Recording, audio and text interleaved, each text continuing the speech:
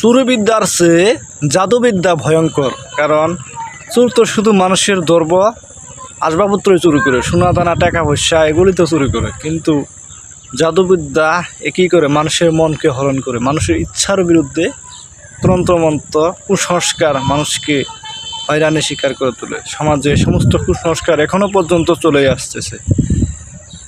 সৃষ্টিকর্তা মানুষকে স্বাধীনতা দিয়েছে যে ভালো কাজ করে জান্নাতি হও এবং খারাপ কাজ করবা জাহান্নাম তো আছেই।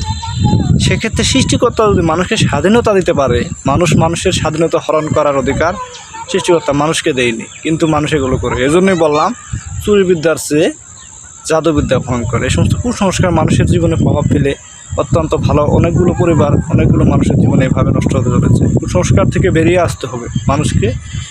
এখন মানুষ পৃথিবীতে অনেক আলেম ওলামা কেরাম বড় বড় বক্তার তৈরি হয়েছে, সেগুলো ভালো ওয়াজ করে এবং মানুষকে দিনী শিক্ষা উপদেশ দেয়। তারপরও শিরক বিদআত কুসংস্কার থেকে মানুষ বেরিয়ে আসতে পারে না, নির্লজ্জ। আসলে এগুলো লজ্জার বিষয়। কি বলবো, এদেরকে ধিক্কার জানাই, ঘৃণা জানাই, তীব্র নিন্দা জানাই।